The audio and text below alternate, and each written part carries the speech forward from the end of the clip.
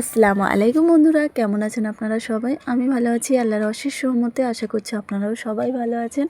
আপনাদের সবার সুস্বাস্থ্য কামনা করে আজকের ব্লগটা শুরু করছি। তো আজকে অনেকটা বেলা থেকে ব্লগটা শুরু করলাম। আজকে জানি না কেমন ব্লগ হবে, শরীরে কোনো এনার্জি পাচ্ছি না। যেহেতু প্রচুর কাজ করেছি, যেহেতু রমজান মাস, প্রচুর কাজ। একে একে ভিডিও আপনারা সবই পাবেন, এডিট করতে বাকি আছে।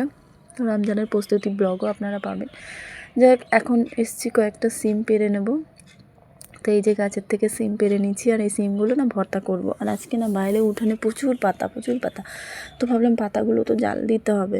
তো পাতাগুলো তো, আর আমার উনানটা যেটা চুলোটা আর কি উঁচু, তো সেটা তো আর হবে না। আর এই যে সিম, অনেক সিম উপরের দিকে আছে, সেগুলো আমার জায়ের মেয়েকে আর কি তুলে দিয়েছিলাম। আর আমার ছেলেও উঠেছিল, আর দেখতে পাচ্ছেন কতটা সিম হয়েছে। আর এঁচড় দিয়ে গেছিলো ননদ একটু। তো আমি এঁচড় বাছতে পারি না খুব একটা ভালো করে, তার জন্য মাকে বসিয়ে দিয়েছিলাম এখানে এঁচড় বাছার জন্য।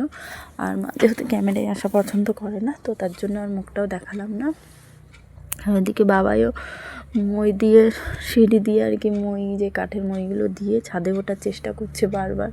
ও উঠবে, ও সিম পারবে, এরকম চলছে আর কি। আর শরীরে না সত্যি কোনো এনার্জি নেই। আমি এই যে ভয়েস দিতে বসেছি, মানে দিতেই পারছি না, ভাবছি ভিডিও দেবো কি দেবো না, এরকম একটা ব্যাপার। আর এই যে ও মই তো কোনো দিন উঠতে পারে না, তো উঠছে। আর যেহেতু আমার জায়ের মেয়ে ছোটো, ওকে কোলে কোলে উঠিয়ে দেওয়া হয়েছে, আর এ উঠতেই পারছে না। এত ভয় পাচ্ছে আর রেগে যাচ্ছে, যত বলছি রেগে যাচ্ছে। তারপরে এখানে এই যে এঁচড় বাছা হয়ে গেছে। ওদিকে শুকনো কয়েকদিনের বিনস পড়েছিল, গাজর কয়েকটা, সেগুলোও নিলাম। আর এই যে ডাঁটা আলু বেছে নিয়েছি। আর এই যে বললাম না, ইটের একটা, আপনাদের দাদাভাইকে বললাম একটা তিগড়ি মতো করে দিতে, সেখানে আর কি ওই পাতাগুলো দিয়ে রান্না করব। চুলো আর বানাবো না, কারণ চুলো বানালে আবার মাটি লাগেও, শুকাতে 2 দিন সময় লাগবে। ওর জন্য ইট দিয়ে একটা ছোটোখাটো মতো বানিয়েছে। তা আপনাদের দাদাভাই দিচ্ছিল, দিতে দিতে মাকে বললাম মা একটু বানিয়ে দিতে, মা ঠিকঠাক পারে এগুলো। তো এই যে একটু ধরে দে।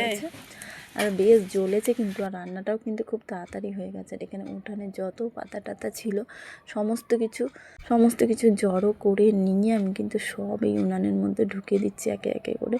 আর এই গরম গরম রোদে আর এই যে তিগড়িটার মধ্যে এত সুন্দর জ্বলছে, আপনারা দেখেন কত সুন্দর, মানে সেই না আমার ভাত রান্নাটা হয়ে গেছে আর কি, এত ভালো জ্বলছে।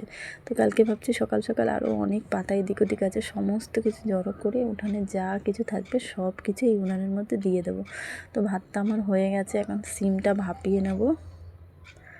তো এই যে সিমটা ভাপিয়ে নিচ্ছি, দেখেন আগুনটা, দেখেন উনানের আগুনটা জাস্ট দেখেন, তো ভালো লাগছে না। আর মাছ নিয়েছিল, আবার রুই মাছের ছোটো ছোটো বাচ্চা নিয়েছিল, সেইগুলো ভাজা করে নিচ্ছে। ওগুলো ডাঁটা দিয়ে আলু দিয়ে রুই মাছের একটা ঝোল হবে।